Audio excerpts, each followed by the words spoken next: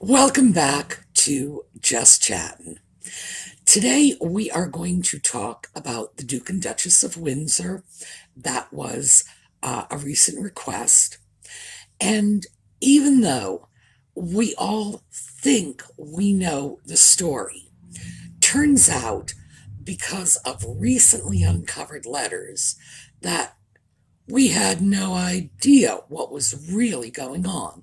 And the real story is even more interesting than the puff pieces that were churned out by the press at the time. And some of those were pretty sensational. So, when we come back, the real story of the Duke and Duchess of Windsor.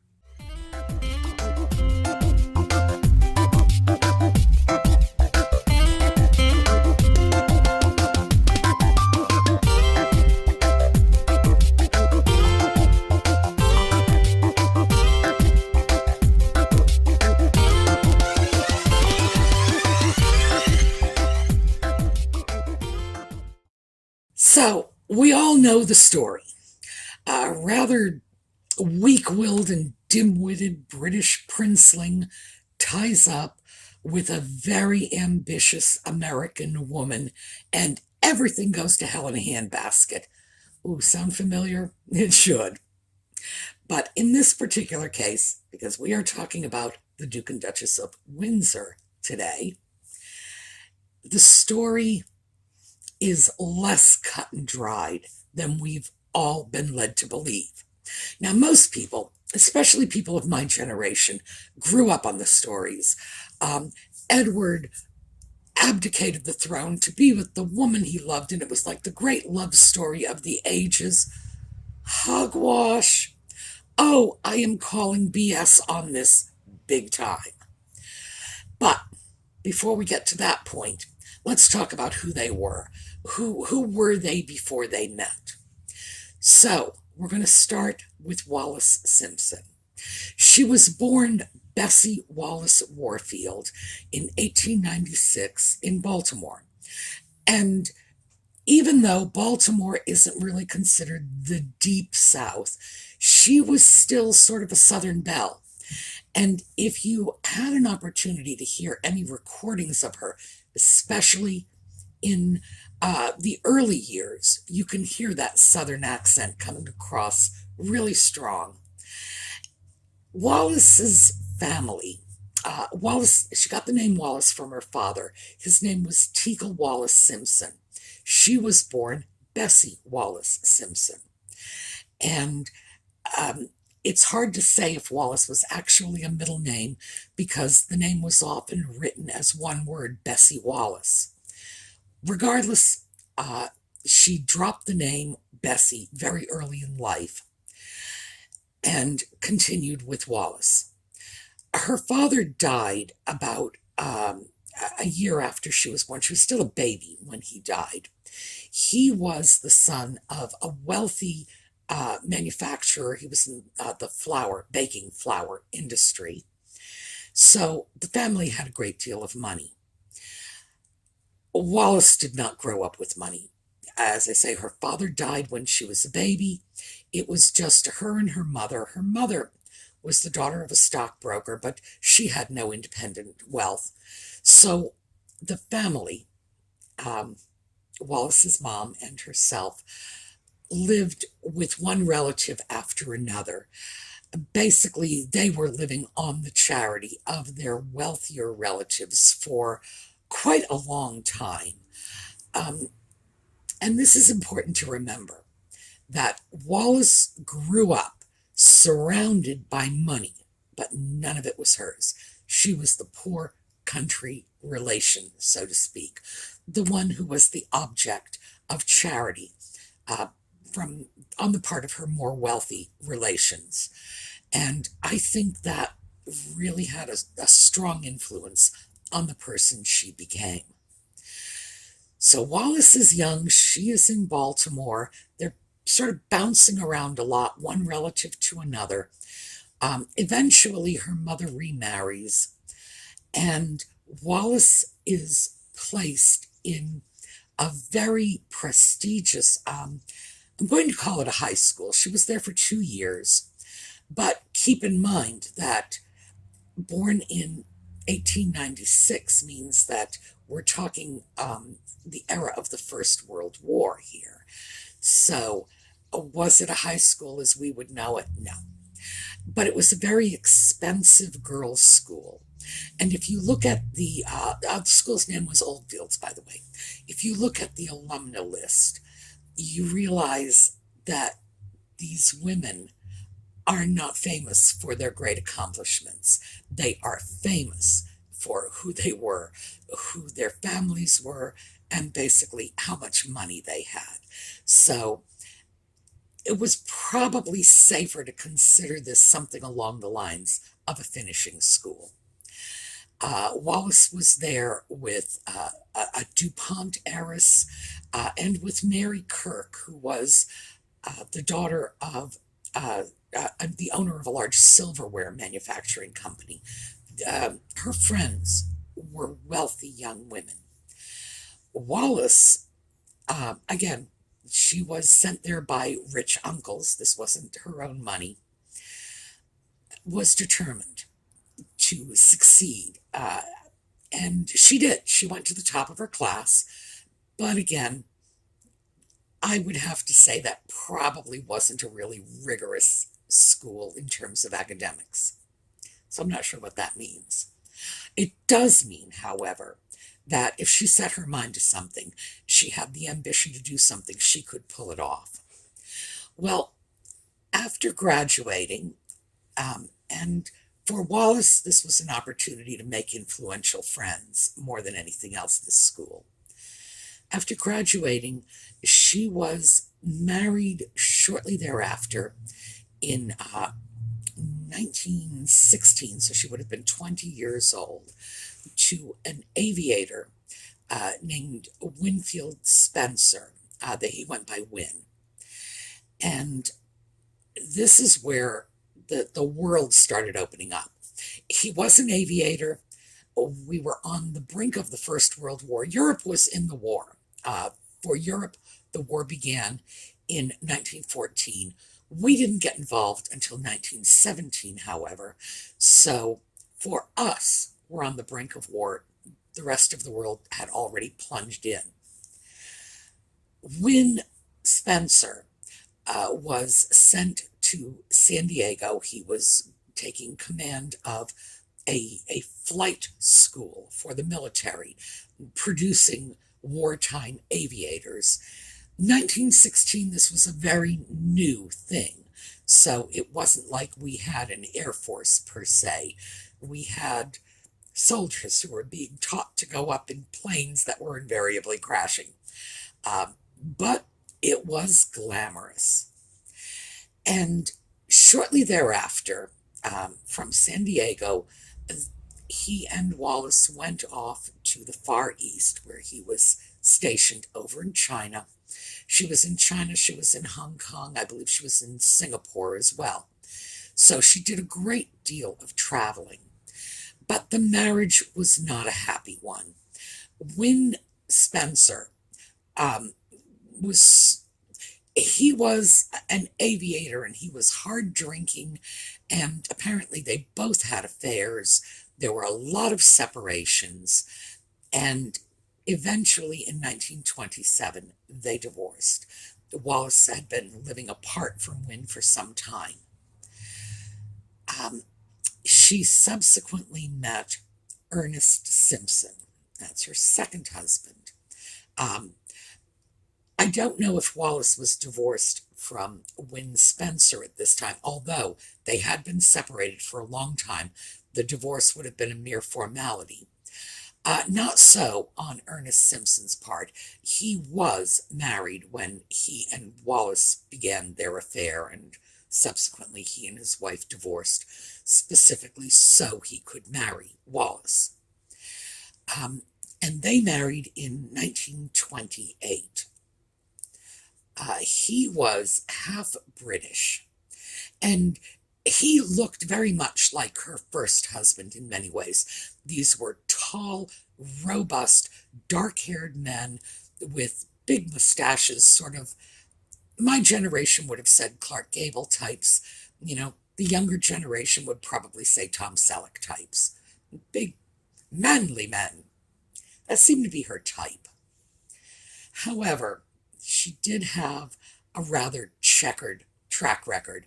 She was accused of many affairs, denied many, didn't deny others. So who knows what the real story was there. Ernest Simpson, yes, Ernest Simpson was of Jewish descent. The family name had been changed from Solomon's to Simpson's, and he was half British, and he was involved in the shipping industry. The Jewish descent here, this comes in for a little sort of digressive postscript. He later had a son after he and Wallace had divorced, later had a son who, after Ernest's death, went to Israel and the law of return and became the holder of the Israeli free diving record for some time. Free diving, by the way, I looked this up, that's diving without scuba gear. So apparently he could hold his breath for a very long time.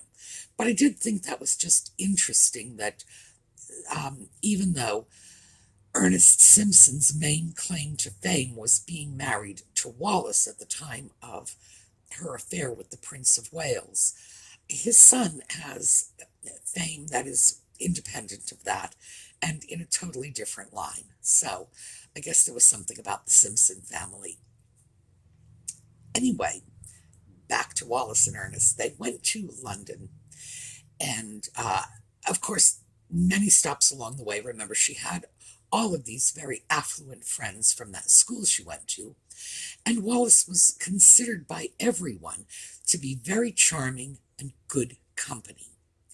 So at this point, let me just show you a picture of Wallace as a young woman.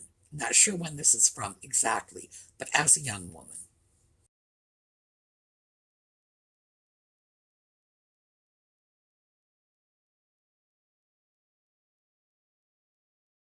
Apparently, she was a lot more attractive when she was young.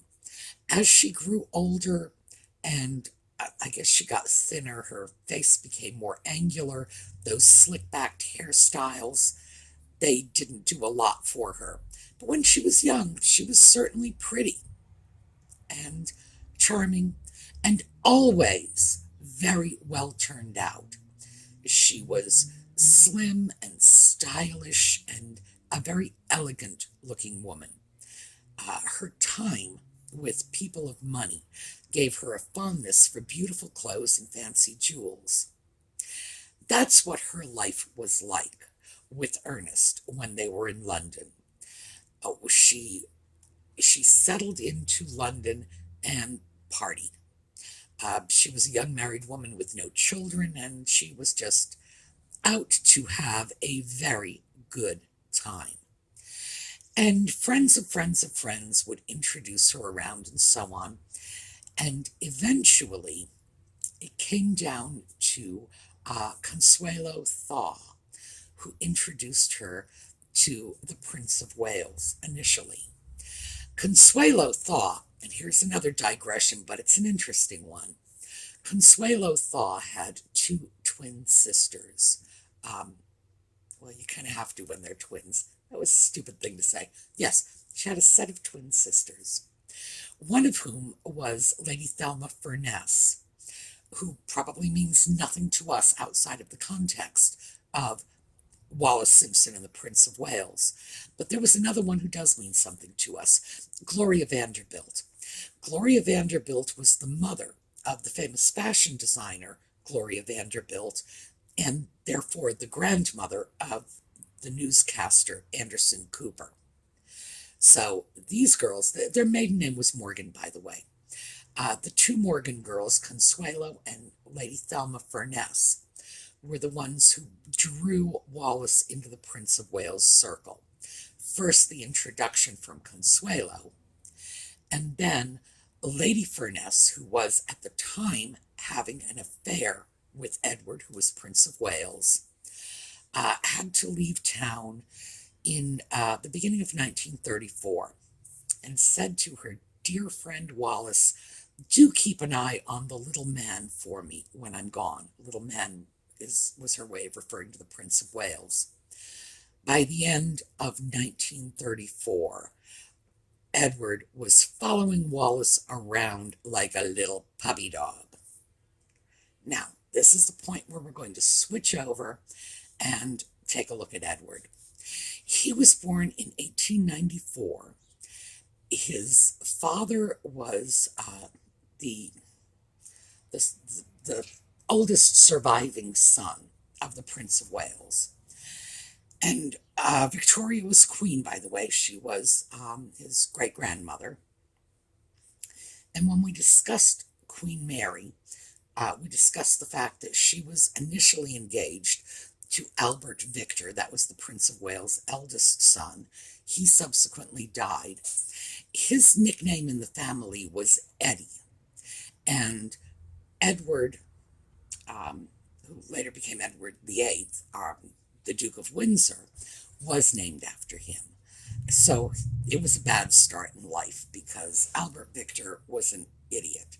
So what can I say? Sometimes I think these people curse their children. Edward, as the firstborn son of the eldest surviving son of the Prince of Wales, was destined for the throne. No two ways around it. So when he was still a child, Victoria died. The crown passed to Edward VII, that's the Duke of Windsor's grandfather, making the former Duke of York, he's subsequently George V, and Queen Mary, the Prince and Princess of Wales. They took the throne in 1910. So, as of 1910, Edward, who was known to the family as David, by the way, was the Prince of Wales. So, he grew up with this. That's the whole point of that. The Brits already know all of this. For the Americans, it's very confusing. But the point is, from the moment of his birth, it was expected he would one day be king, as opposed to, for example, the present queen, who was the daughter of a second son, and therefore in her early childhood, she was not expected to be queen. She was just going to be Princess Elizabeth, and that was the end of it, and her uncle was supposed to provide the heir to the throne. So, different sort of upbringing.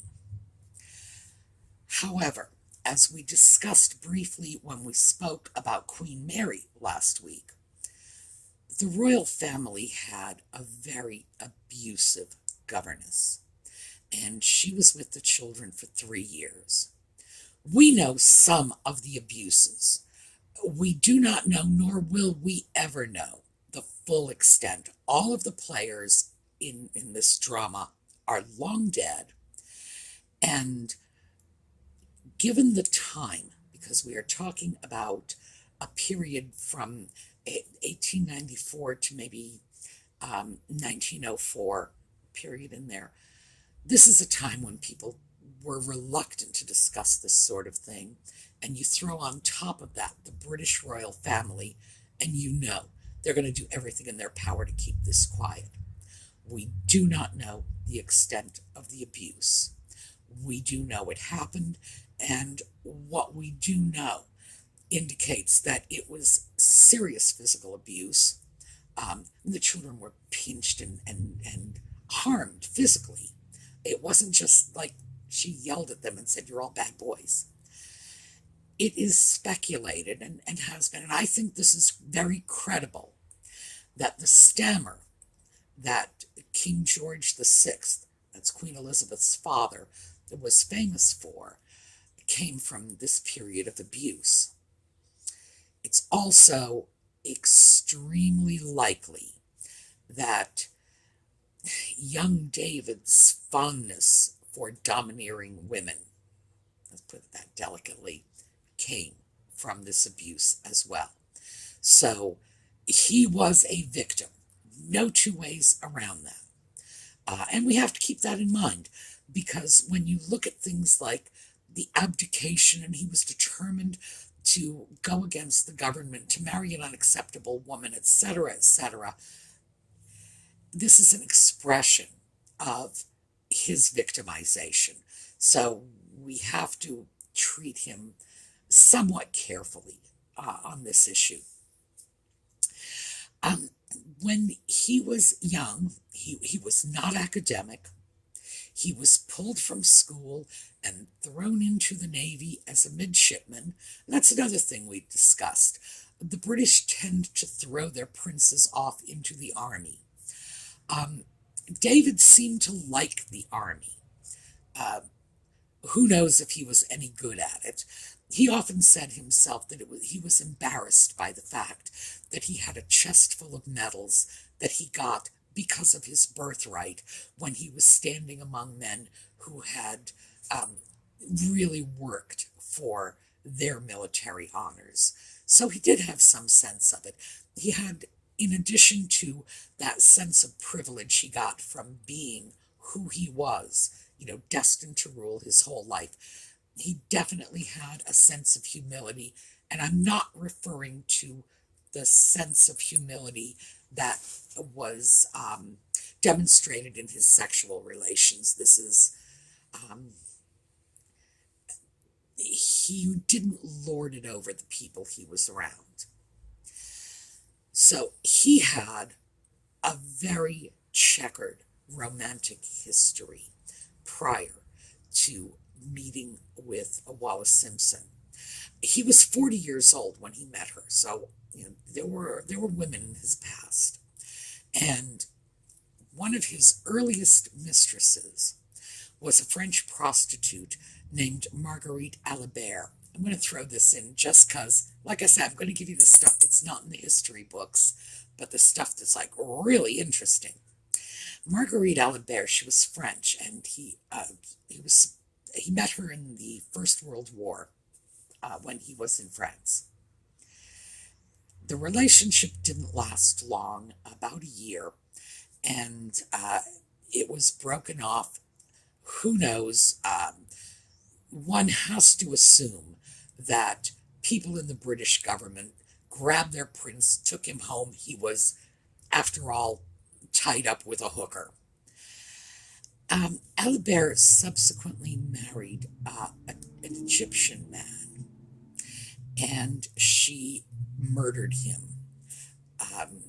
Unloaded a semi-automatic into his back. I mean, we're talking about as flagrant as a murder gets. They were on vacation in England. They were staying at the Savoy Hotel in London. They got into a fight at 2 a.m. She picked up the gun, and good night, husband.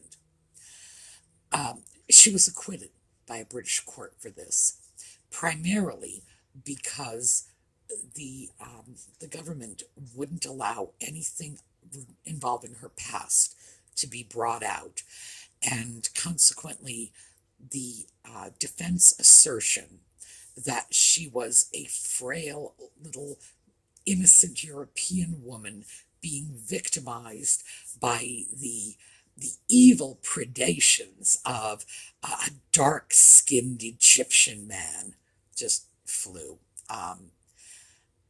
Outrageous miscarriage of justice, in my personal opinion. You gotta wonder about that. But in fact, it was an interesting little postscript, because they would not have bothered to hide her past if the Prince of Wales had not been knee-deep in it. So his affairs occasionally took some serious cleaning up. His more notable affairs were with people like Frida Dudley Ward and Lady Thelma Furness. Frida Dudley Ward, in fact, had a lot of love letters from him, and she has made them available. So, and the love letters are just cringing. He would address her as my darling, darling Freedy Weedy, and sign himself off as your adoring little David. His pattern of relationships was already well in place by the time he met Wallace. He was extremely sexually submissive. He was drawn to powerful, domineering women, and he would then worship them and follow them around, practically licking their boots. Well, for a man like David, Wallace Simpson was practically a dream come true. She was an American. She wasn't at all impressed by who he was, by his title, anything like that. She found it useful because being in the company of the Prince of Wales allowed her to socialize with more affluent people, and Wallace liked that. Remember, that started early in life for her. And it made very useful business connections for her husband. So there was a financial gain, too. In 1934, the beginning of 34, when the Prince of Wales, then mistress, Thelma Furness, left and told Wallace to keep an eye on him, that's when it really began. Edward is said to have told his parents that he was not having an affair with Wallace at the time, that they were not sleeping together, and it was not fair to call her his mistress. Who knows if that's true? One thing I will say is, in the context of dominance-submission relationships, a lack of sexual intimacy is not all that unusual. So is it possible they were, in fact, not sleeping together? Oh my, yes. Is it possible they were and he was lying? Oh my, yes. Who can say? Who really knows? The affair was well known in Edward's social circle at that time. His family was upset and alarmed about it. And when one considers that by the end of 1935, it was 1936, by the way, that George V, Edward's father, died. He died, I believe, in January. By the end of 1935, the situation was very clear that George V was on his way out and Edward was moving toward the throne. This would not have been problematic, not for Wallace. She would have gone from being the mistress of the Prince of Wales, which was, had a huge amount of cachet socially. It was helpful to her husband's business. She was traveling in the best circles. She was the powerful woman in her social set. Trading up to being the mistress of the king, yeah. Was she expecting marriage? No. There's no way anyone ever would have considered that remotely possible at the time. She was divorced from her first husband. By this time, she was divorcing her second husband. However, that divorce was based on a fraudulent setup. England would give you a divorce for adultery, and those were the grounds she needed. So her friend from school, Mary Kirk, remember the silverware heiress, checked into a hotel with Wallace's husband. And that alone was sufficient grounds for Wallace to claim adultery and divorce her husband. Apparently, she didn't want the divorce. The divorce, it's almost as if she was caught up in something that she couldn't put the brakes on. Now, the reality is, of course, she could have at any point. But Wallace had her own character flaws, too. She described herself many times as a yes girl. She was a Southerner born in the 19th century who had a lot of trouble saying no. And Apparently, the Prince of Wales was determined that he was going to marry her and she should divorce her husband. So she did. Fraudulent divorce, yes. What happens in a situation like that is if anyone had challenged her marriage to Edward, who knows? It's not likely it would have held up. Also, because her first divorce was for grounds that the Church of England didn't recognize, she and Win Spencer were divorced on the grounds of mutual incompatibility. Church of England didn't recognize that as grounds for divorce. They wanted someone else in the mixer. They didn't want to hear about it. For them, it was adultery or nothing. So she divorces Win Spencer. Ernest Simpson, at the time that Edward is ascending to the throne. She violated the requirements of the divorce by staying in very close touch with with Ernest Simpson. And these are the letters that were recently discovered. And they were discovered in the 21st century. Apparently, they were in the hands of the Simpson family and eventually brought to life. The letters show that Wallis was desperate to back out of the divorce, to stop the wheels from turning. She did not want to marry the Prince of Wales. Well, he was king by the time this was going on. David, let's just say. She didn't want to marry him, and she was in love with Ernest. Apparently, she just overplayed her hand. She was perfectly content to be Edward's mistress, but she did not want to be his wife. She even wrote a letter to the British government very close to the time of the abdication, saying that she wasn't going to marry him, just sort of backing out of this. But Edward had his heart set on it. He was besotted, is the word they use. Obsessed is another word that's used to describe this relationship. He was absolutely fixated on her, and he was going to marry her. It's very likely that she felt backed into it. She felt pushed into it, especially once he began the process of abdication. The British people didn't find out about any of this. They first heard Wallis Simpson abdication like in November, and the abdication was in early December. It was all over the press in Europe and America for months before then, but the British press kept it away from the British people. During this period, Wallis was getting death threats.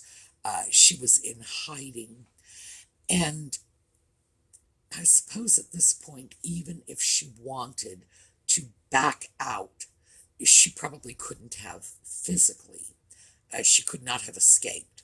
She was essentially in the custody of Edward's staff, who were just ferrying her from one secluded location to another.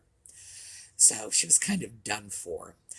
Basically, it's, be careful what you wish for, because she got more than she bargained for. When Edward abdicated the throne, and this is interesting too, the king, and that would be George VI, Elizabeth's father, and the government, which was the cabinet, not the parliament, had organized things so that Edward would retain the title of His Royal Highness. Wallis would not get that title. Edward would be Duke of Windsor. And they were pretty clear about why they were doing this. If Edward were still a member of the core royal family, he would not be able to get involved in British politics like ever, and they would have a great deal of control over what he could and could not do. He would not exactly be a private citizen with that HRH title. He would have obligations to the crown. And as I say, number one is he wouldn't have been able to get involved in politics. They were very concerned about that. He had been an extremely popular figure as Prince of Wales, and they did not want him using his popularity against his brother, who was then king. So, he was His Royal Highness, Wallace wasn't. Edward and Wallace initially sort of retreated to France. Very bad timing, because remember, this was the end of 1936, so they're in France from the beginning of 1937, and we all know what was going on in Europe by 1939. They moved around in France, living the high life, and in one particularly unfortunate situation, they publicly met with Adolf Hitler. So let me show you that picture.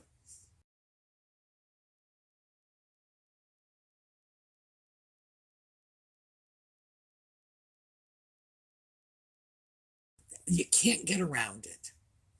They met with Hitler. So you have the Duke and Duchess of Windsor meeting with Adolf. This was against the advice of the British Foreign Office. They said they didn't want that happening, but Edward and Wallace did what they wanted to do. There was a certain amount of anger and resentment. They didn't like the way they had been treated. It's like, well, I mean, who did the abdicating here? Apparently, there was a whole different plan that Edward had. I'm not going to say that this was a brilliant, cogent, well thought out plan. Wallace herself referred to it as the Peter Pan plan. But he had a notion of what was going to happen when he abdicated, and he was pretty darn angry when his brother, the king, and the government would not let this come into fruition. So, we're going to get into that next time, because this needs to be a two-parter. The Peter Pan plan comes next. So let's just sort of wrap this up with, they spent time in Europe. The British government was not real happy about how they were spending their time. When they were in areas of Europe occupied by the Nazis, they were asking for and getting special favors from the German government and the German military. Meanwhile, British citizens were fighting with the Germans. Of course, meantime, Philip's sister was married to Nazis. This royal family definitely had a love-hate relationship with the Nazi regime. I don't know what to say. Churchill was the one who decided to get them out of Europe and make the Duke of Windsor the governor of the Bahamas, which got him out of Europe into an area out of the line of fighting, over on this side of the Atlantic. It was safer. And from that point, that was the last work Edward ever did. He and Wallace were simply jet setters. They traveled around. They were largely supported by George VI, who paid them an allowance out of his own money. Edward wanted to be on the civil list. He wanted the British government, the taxpayers, to pay his expenses, but no, it came from his brother's pocket instead. was never satisfied with the allowance. He was determined that Wallis was going to be Her Royal Highness. And the family relations deteriorated badly. Edward and Wallis just lived the life of wealthy Sybarites, really. Edward was retired. He had nothing to do, all day to do it in, and Wallis did nothing but throw parties. They were globetrotters, lived all over the world, and that's the part that we know about, when they were in France and throwing parties and this and that and socially involved. But as I mentioned earlier, that was not the Peter Pan plan. Edward had a very different idea of what was supposed to happen when he abdicated. And I think it's worth taking a look at, because in the immortal words of Yogi Berra, it's deja vu all over again. So I will leave you with that, and we will pick up next week with the second half of Wallis and Edward. This is what the plan was supposed to be. All right, I will see you all tomorrow. Meantime, have a great day.